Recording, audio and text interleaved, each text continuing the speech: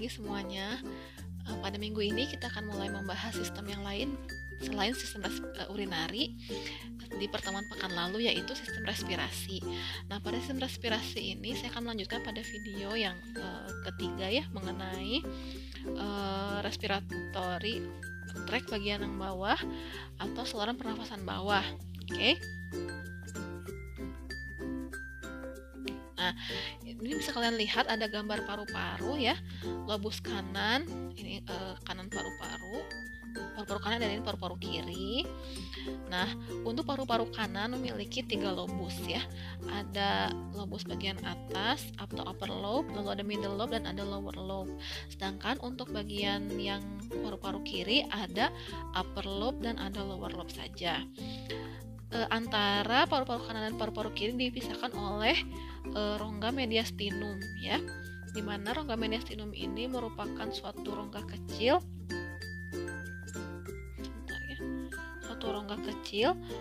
yang dia itu juga ada dinding storaks anterior, juga paru-paru ini dilindungi oleh tulang rusuk ya. Bagian bawah paru-paru ini dasarnya cukup lebar, ini dasarnya lebar dan berada di sepanjang diafragma.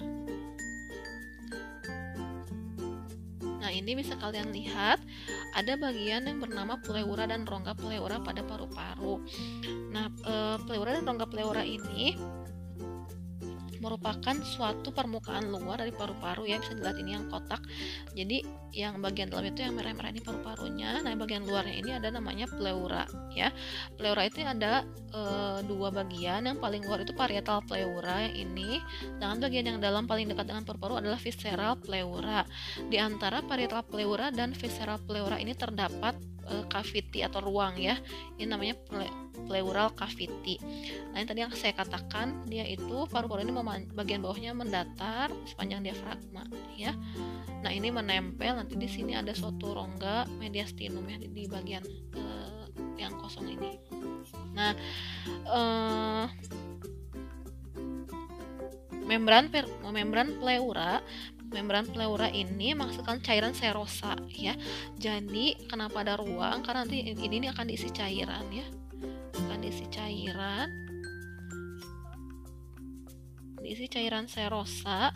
Nah, dia berfungsi sebagai lubrikan ya, sehingga dia menghilangkan gesekan ketika bernafas. Jadi di sini nanti akan ada cairan yang bersirkulasi di rongga pleura ya, di pleural atau di pleural cavity. Nah, bagian pleura yang di luar ini ya, ini merupakan suatu membran ya. Setiap pleura ini merupakan suatu membran serosa ya, isinya cairan serosa, jadi namanya membran serosa. Bagian yang paling luar namanya tadi ya parietal, sedangkan yang bagian dalam namanya visceral. Oke, dan keduanya sama-sama berupa membran serosa yang disusun oleh epithelium squamosa.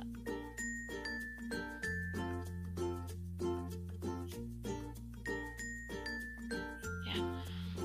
Jadi namanya pleura ya, sama ya, tapi dia merupakan suatu membran serosa yang disusun oleh epithelium squamosa.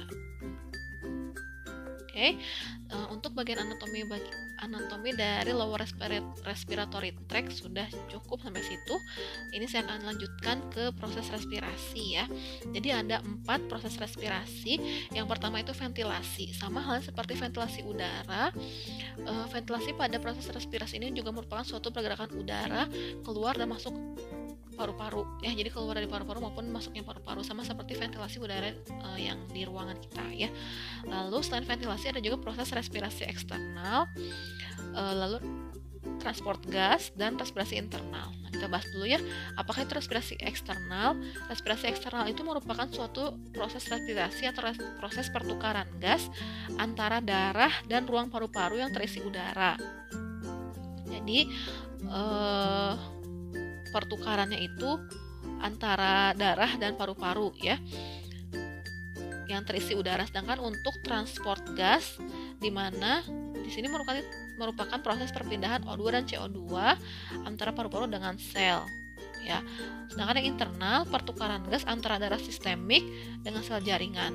Ya, jadi yang membedakan adalah kalau yang eksternal ini bagaimana darah dengan paru-paru, ya.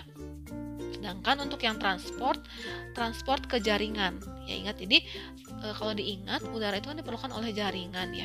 Kalau eksternal itu yang mulai dari luar sampai setelah udara masuk itu nanti pertukaran antara dari paru-paru dengan darah, ya.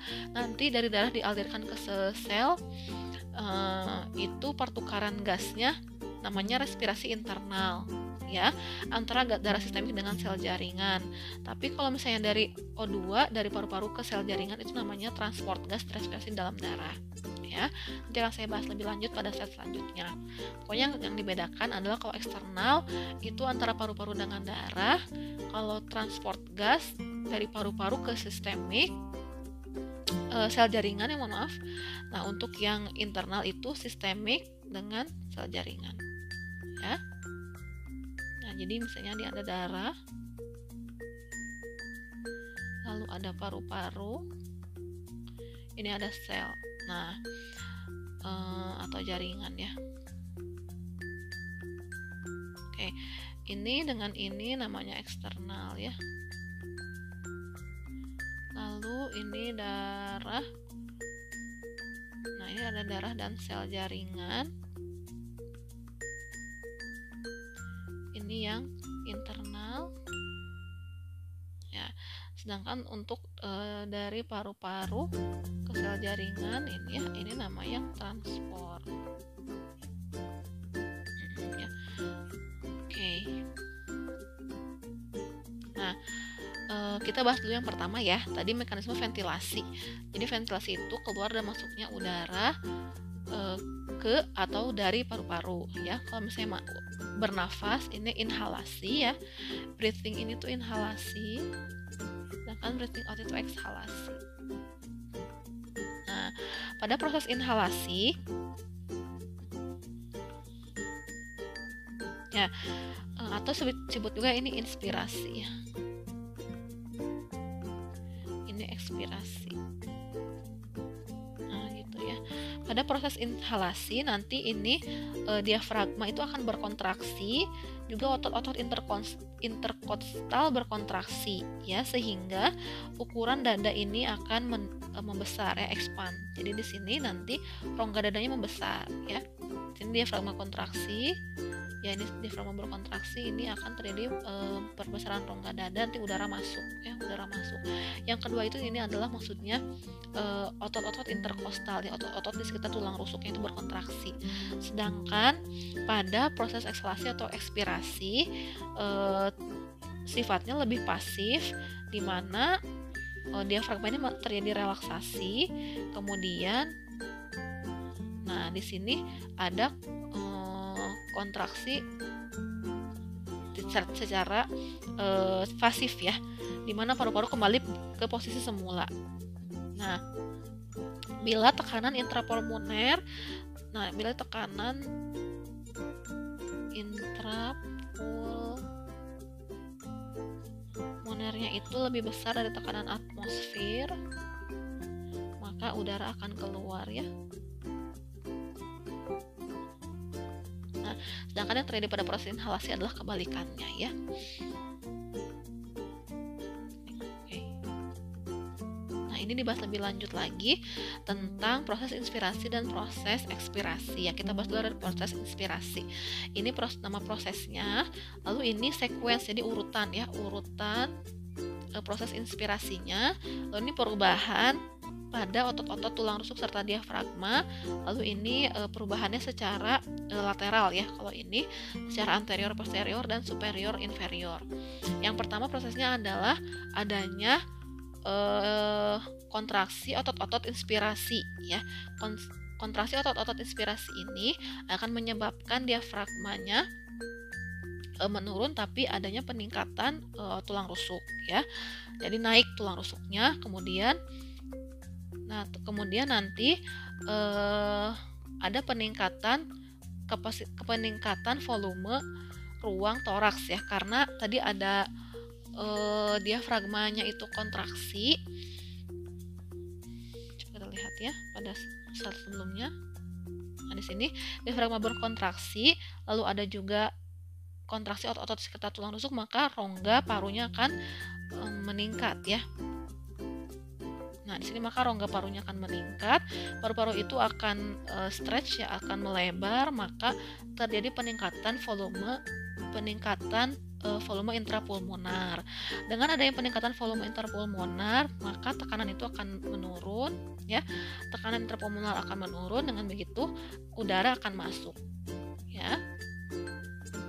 Nah, jadi bisa dilihat di sini diafragmanya itu akan naik ya, diafragmanya itu turun, malah diafragmanya turun, nanti ininya akan naik ya, berkontraksi. Jadi kalau diafragmanya kontraksi, maka dia itu akan turun ya, atau mendatar. Nah, nanti si otot tulang rusuk ininya akan naik ya. Dengan begitu rongganya akan meningkat. Kalau misalnya volumenya meningkat, maka tekanannya itu akan menurun.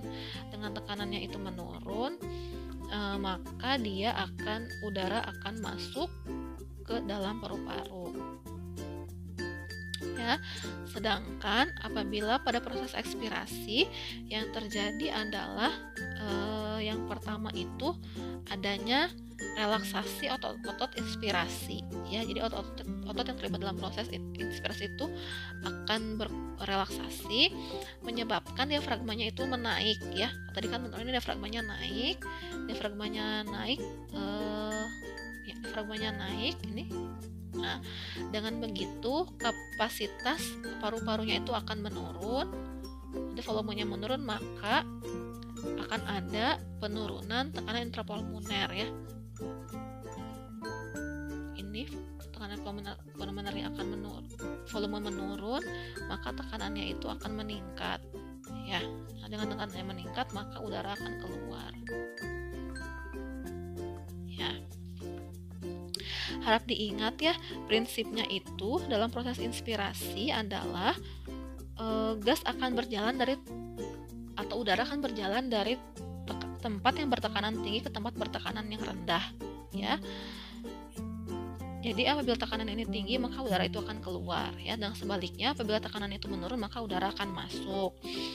Nah, makanya dalam proses inspirasi atau proses inhalasi yang terjadi adalah tekanan intrapulmonernya turun, dengan begitu maka udara akan masuk ke paru-paru sampai dengan tekanan udara di atmosfer dan tekanan intrapulmonernya itu sama. Nah, ini terjemahan dari gambar yang tadi ya. Intinya sama saja, nanti diafragma kontraksi lalu menurun sampai memipihkan otot dasar tulang rusuk. Nanti ada kontraksi otot interkostal, paru-paru membesar, tekanan di dalam paru-parunya menurun, lalu nanti akan udaranya masuk ya. Ini hanya penjelasan secara tertulisnya. Kalian bisa membaca pada saat ini apabila kurang mengerti pada gambar yang sebelumnya.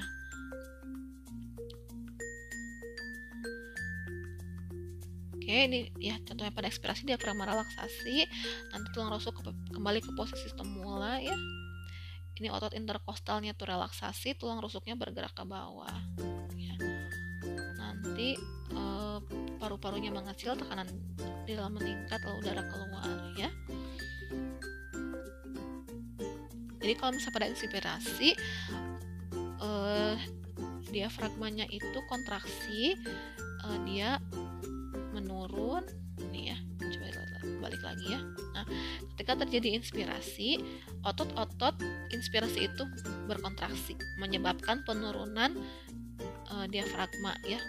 Jadi penurunan diafragma dan akan meningkatkan tulang rusuk gitu ya. Ini meningkatkan tulang rusuk.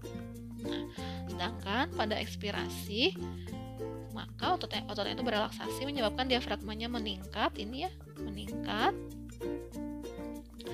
dan otot dan tulang rusuknya itu akan menurun ya, ini ya. Oke.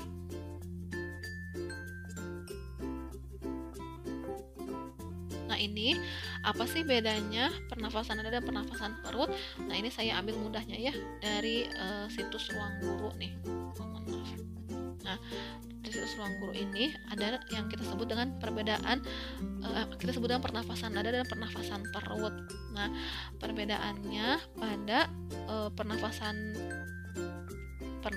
dada ini yang tadi saya jelaskan ya di awal itu banyaknya pernafasan dada, di mana pertama itu volume rongga dada akan membesar, lalu nanti tulang rusuk terangkat karena kontraksi antar tulang rusuk, maka udara akan masuk.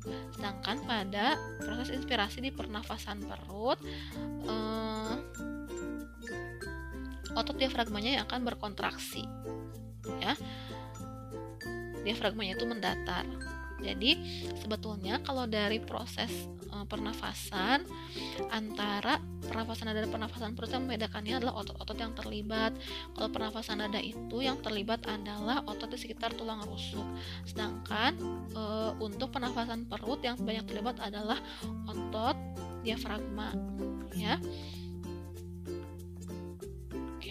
Sedangkan untuk prinsip pertukaran udaranya sama saja, baik itu pada pernafasan dada maupun pernafasan perut. Yang terlibat adalah tekanan intrapulmoner serta tekanan atmosfer dengan prinsip yang sama. Yang membedakan hanyalah otot-otot yang terlibat dalam proses pernafasannya. Nah, tadi yang saya bahas tentang tekanan intrapulmoner lalu tekanan atmosfer itu berhubungan juga dengan hukum Boole, ya. Jadi prinsip utama dari pertukaran gas di paru-paru adalah dari hukum Boyle ini, ya, dimana tekanan gas menurun jika volume ruang meningkat. Jadi P itu berbanding terbalik dengan volume, ya. Jadi mungkin kalau masih ingat di fisika ya, ada perbandingan antara tekanan dan volume, di mana ketika tekanan gas ini menurun maka volumenya akan meningkat, ya. Makanya ini saya katakan sebanding dengan 1/V, ya. Begitu pula sebaliknya. Nah, aliran udara masuk ke paru-paru dari daerah bertekanan tinggi atau atmosfer ke daerah tekanan rendah, itu intrapulmoner, ya.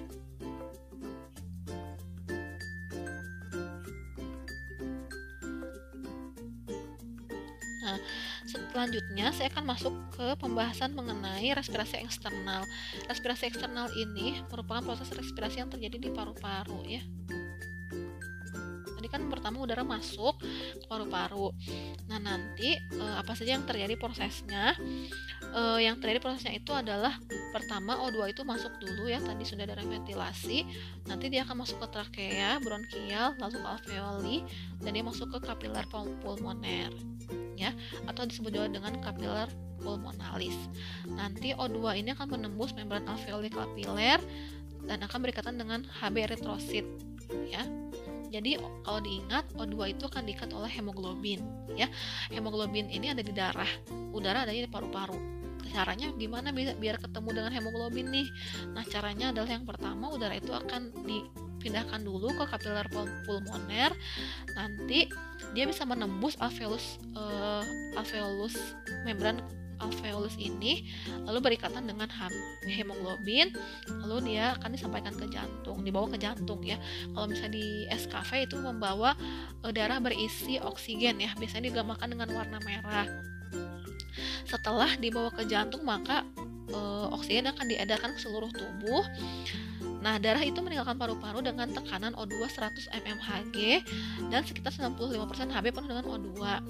Lalu di paru-paru ada CO2 sebagai hasil buangan metabolisme yang dia akan menembus membran alveolar kapiler, lalu dikembalikan ke hidung atau mulut, ya.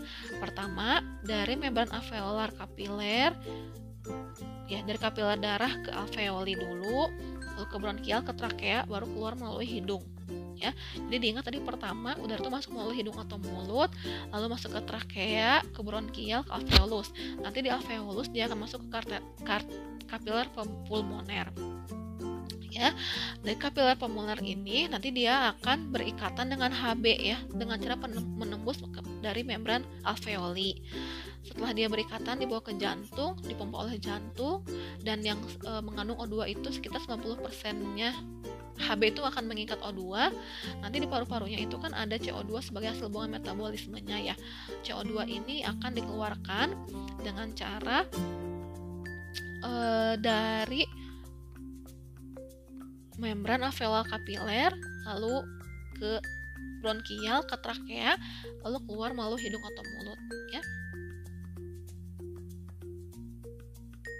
Nah, tadi kan respirasi eksternal ya, ini karena proses transport gas itu suatu yang kompleks, jadi saya loncat dulu ke respirasi eksternal, respirasi internal ya. Tadi kan eksternal, ini yang internal. Untuk transport gas saya loncat dulu ya, kita ke internal dulu. Untuk yang respirasi internal, jadi tadi ada darah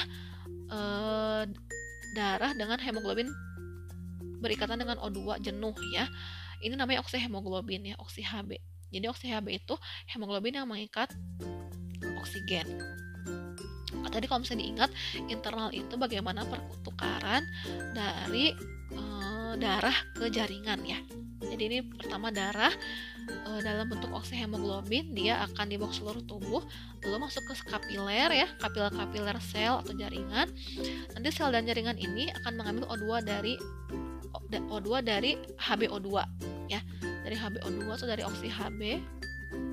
Nah, lalu nanti darah menerima buangan CO2 ini bertukar ya. Jadi dalam tubuh kita itu tidak mungkin O2 lepas begitu saja, tapi pasti ada pertukaran antara O2 dengan CO2. Contohnya di sini misalnya ketika sel jaringan mengambil O2 dari hemoglobin O2 atau dari HbO2, maka akan dipertukarkan dengan CO2 sebagai buangan oksidasi. Nah, lalu apakah yang terjadi pada proses transport? Nah, pada proses transport ini ada suatu difusi ya yang terjadinya tuh ya. Jadi transport gasnya itu terjadi secara difusi berdasarkan tekanan parsial masing-masing ya. Jadi prosesnya pasif, tidak ada campur tangan dari membran gitu ya. Ya di sini hanya ada difusi ya, difusi pasif. Jadi dia namanya menembus, makanya ya. Jadi kenapa dikatakan menembus, karena dia merupakan suatu proses difusi yang pasif. Hanya berdasarkan tekanan parsial ya dari udara masing-masing. Jadi yang pertama itu kalau transport O2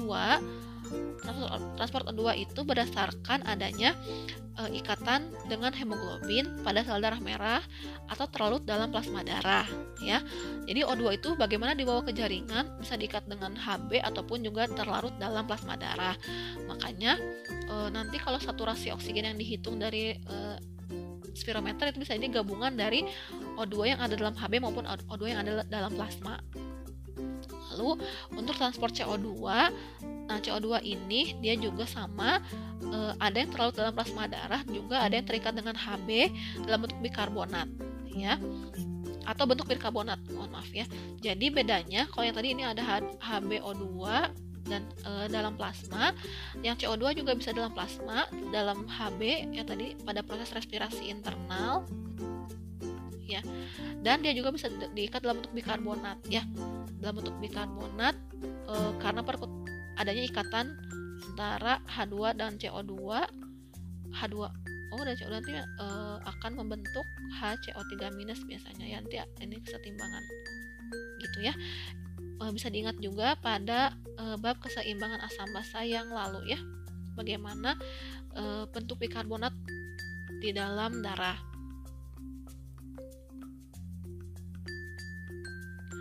Oke, ini saya bahas satu bagian yang terpisah. Tadi selain proses yang terjadi dalam respirasi, yaitu ventilasi, respirasi internal dan eksternal, juga transport gas, ada juga terjadinya produksi suara ya. Nah, jadi saya bersuara seperti ini, kalian bisa mendengar saya, itu merupakan suatu hasil juga fungsi fisiologi dari respirasi. Di manakah suara itu dihasilkan? Nah, jadi ada suatu ligamen ya, ligamen yang pertama itu adalah ligamen inferior atau bagian depan yang disebut dengan ligamen vokal atau lekuk vokal. Nah, ini ya. Di mana sih di bagian ini trakea ya? Nih, di bagian trakea. Nah, ada lekuk vokal, ini lekuk vokal. Nah, ini lekuk vokal, dan ada lekuk vestibular atau ligamen ya. Lekuk itu sering disebut juga dengan ligamen ya. Ada ligamen vokal dan ligamen vestibular. Nah, ligamen vokal ini sering kita sebut juga dengan pita suara ya, sama dengan pita suara. Nah, pita suara ini akan bergetar yang menghasilkan suara ya. Jadi dia itu uh, merupakan suatu ligamen atau suatu lapisan lah ya, suatu lapisan. Sebentar, ini yang batasnya ini ya garis ya. Nah, ini vestibula yang ini. Jadi suatu lapisan yang dia akan bergetar ketika ada udara yang melewatinya. Jadi ketika ada udara yang bergerak, maka dia akan bergetar dan menghasilkan suara. Dia itu diliputi juga oleh membran ya. Maaf, diselimuti oleh mukus ya, membran mukus. Jadi tidak kering ya, ada mukus yang di sekitar ligamen tersebut. Kemudian yang bagian ini ya, yang bagian seperti membulat namanya ligamen vestibular. Kalau di sini gambarnya yang ini, kalau di sini gambarnya yang membulat ini ya, vestibular ini, yang di luar garis itu ya. Nah, ligamen vestibular ini dia tidak menghasilkan suara, tetapi menginduksi pita suara. Ya, ligamen vestibular ini berikatan dengan tulang rawan corniculata. Jadi nanti ini mana ya? Ini bisa dilihat di sini ya, pada trakea. Pada trakea ini dia berikatan. Jadi selaputnya itu berikatan dengan cartilago ya, dengan tulang rawan corniculata ya, atau cartilago corniculata. Mana yang saya tulis ya? Di sini corniculata ya. Jadi kalau misalnya dilihat ke 3 dimensi, dia tuh berikatan ke belakang gitu ya. Kalau misalnya ada tulang rawan, ini tulang rawan, tulang rawan, nanti di sini dia tuh berikatan ya ke situ ya, si ligamen vestibular ini. Jadi memanjang ke belakang kan ini tuh. Ya, berikatan ke situ. Nanti bagian depannya ada yang seperti berlubang. Nah, bagian yang seperti berlubang ini disebut juga dengan pita suara. Ya, pita suara. Bisa kalian lihat pada gambar yang inspirasi dan pada bagian fonasi ya. Nah, sebetulnya pita suara dan ligamen ini terletak di faring dan berbatasan dengan trakea ya. Jadi mohon maaf tadi kalau saya keliru ya, tempatnya di laring yang berbatasan dengan trakea. Ketika tadi di proses pernafasan, maka pita suara ini akan lebih terbuka. Sedangkan ketika kita bersuara atau kita berbicara, maka dia akan berkontraksi dan agak menutup gitu ya. Nah, tegangan di pita suara dan posisi lakukan menentukan kualitas suara ya. Tapi belum ada yang mengungkapkan bagaimana perubahan dari pita suara ini secara jelas ya, karena ketika kita bersuara cepat sekali perubahan yang terjadi di sekitar pita suara ini, sehingga yang terekam baru dari proses pernafasan itu sedikit terbuka, sedangkan ketika proses kita bersuara itu agak menutup gitu ya, agak menutup karena bersuara. Nah, ada satu hal lagi yang belum terjawab, bagaimana kualitas suara, karena suara tiap orang itu berbeda-beda ya. Suara saya, suara Anda, suara orang tua Anda, suara teman itu berbeda semuanya ya.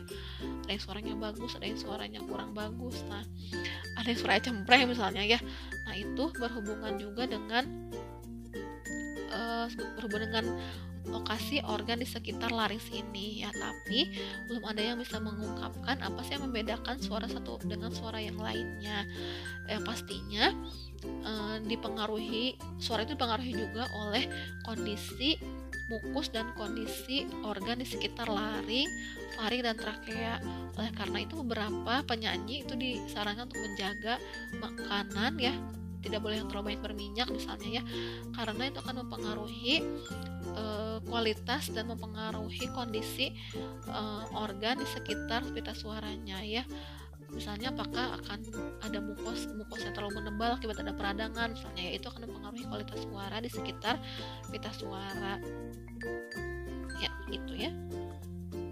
Oke, saya rasa cukup untuk video yang membahas mengenai fisiologi bagian pertama. Nanti kita akan lanjutkan ke pertukaran gas di alveolus sebagai bentuk lanjutan juga dari transport gas O2 dan CO2 di sekitar paru-paru.